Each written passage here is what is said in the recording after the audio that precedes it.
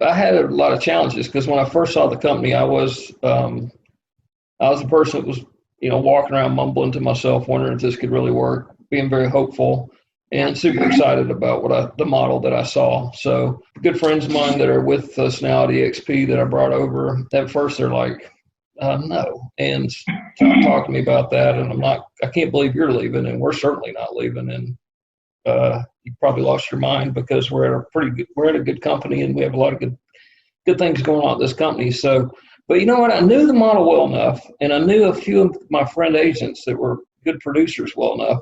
It was a good fit for them, and I just totally believed that. So It took probably 3 or 4 months to start having people come over, because at first it was, about 100 no's. That last company we were on, they were doing real well, but there was no cap, but there were some good systems and some good training. And I said, so, what's your number? Like, how much are you going to pay that guy? And he said, what do you mean? I said, I don't know, $50,000 with your split. You want to double your business, you're going to pay him $100,000. I said, there's got to be some number. So what is your number? Is it $200,000 you're going to pay the company on your split?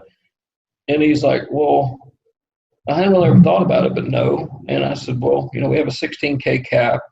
I asked his business partner, I said, you want to get on the phone? I didn't know anything. I said, you want to get on the phone with Jay Kinder? And he's like, do you know Jay Kinder? And I'm like, yeah. And his other partner didn't know Jay. So he's like, how do you know Jay? And I said, I found him, been talking to him. And he's like, well, I don't really, maybe sometime, but I don't really have anything to say to him right now. And so, after really just talking to the agents that I thought it was a good fit for, that made it a little bit easier. I think it was 12. 18. Yep. Yeah, I was trying to close everyone myself in the very beginning. Maybe if I tell them about stock, it'd be great. Or maybe if I tell them about revenue share, or maybe if I don't tell them about revenue share, or maybe if I tell them about our training, or maybe if I tell them about NAEA. So it was maddening. I didn't know what I decided to do after a little while was become a student of the game. It's a great way of putting it, and focused on the process. So those two things were really big for me. A student of the game, focus on the process. Now the no's don't hurt nearly as much. And then meeting Gene Frederick, and I talked to Brent a few times, but meeting Gene and Rob in Key West. And then a big nugget there was only talk about the agent's need. If I'm only talking about their need, which I still struggle with, but I try to get back on track when I get off in a conversation. But if I'm only talking about their need, now I don't have to have a blindfold on, throwing darts, wondering if we're supposed to talk about revenue or stock. They tell me what I'm supposed to talk to them about. And if I listen and take some time, and another big nugget is I'm genuinely interested in them. So if I'm really interested in who they are and what they're talking about, what their needs are, and then I can talk about them and what their needs are, that's all I really need to be talking about. So in Key West, that was probably about a year in. And my biggest takeaway, we went around the room, there's about 60 of us in a mastermind that Jay had, and they said, so, I asked everyone what their biggest takeaway was. And I said, I don't have to talk about EXP nearly as much. They probably had their phone away from their ear, for the hour that I was rambling on like a crazy guy.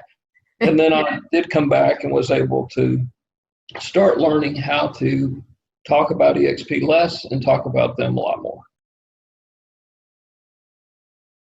Yeah, they're wrangled in. A couple of them came over a little bit fast. I had one guy that came over and he came over pretty fast. And actually, I said, wait a minute. We were like just starting the conversation. He said, all right, I'll sign up. I'm like, wait. I've been doing this long enough to know that's why did you just say that? I knew the guy, so I could talk to him a little bit more openly than he was a friend of mine in my past company. So, but I said, wait, why did you just say that? And he said, well, actually it happened twice. He said, well, we were paying a lot of money at the other company for monthly fees. And he said, well, look, he kept pointing. We were at actually, he's across the table from me. He kept pointing, it's the monthly fee, because he was going to go from I think he was about $1,500 a month to 80 to, back then it was 50 a month and it was $420 a year, but without getting too deep into that, the company made a quick little change, and it's the same number. It totaled $85 a month. So anyway, we said that. And then I had another guy that came over relatively fast, and And also said to him, I said, why did you just say you would, that was way too fast. There's more information to give you. And he said, well, let me ask you a couple questions. He said, so there's one cap. I'm licensed in Texas and Georgia. So if I sell a house either place, it goes toward the 16K. Is that right? I said, yep. And he said, so, and there's a monthly fee. I don't pay one in Texas, one in Georgia, right? And I said, no.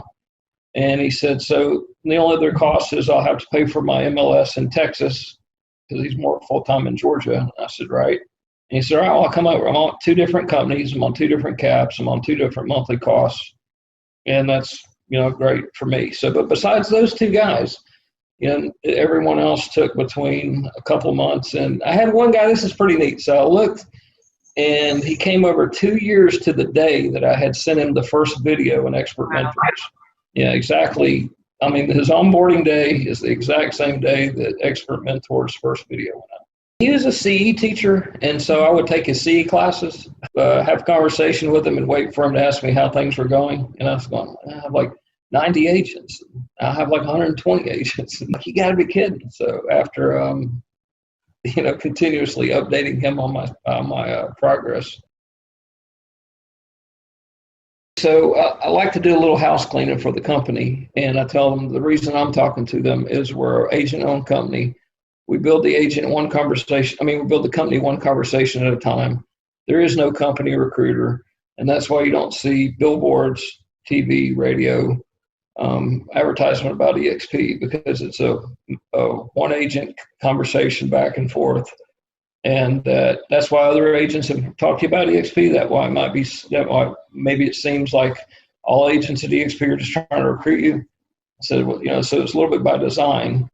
And then I'll be glad to take some time and show you the opportunity if you like to. So I try to just let them know why everyone, or why a lot of people from EXP have talked to them about the company. Mm-hmm. And we'll house cleaning for the company that way. Are we counting the same no from over and over again from the same person? Yeah. So hundreds and hundreds and hundreds. I was on a call once with John Kitchens interviewing me, and I said, if you're on this call and I have more agents than you, it's simply because I had more no's than you've had. And no's not really a no for the most part. I've only had maybe 2 no's that I thought, well, that's a pretty hard no. And one of them, the gentleman was 72. He said, sounds great. I got 2 years left. Been at the same company 30 years. I'm not moving. I'm like, that's a pretty good no. I actually, I believed it was a no. So that's all that really mattered. That's so no is not really usually a no. Timing's like life. Timing's a big part of this.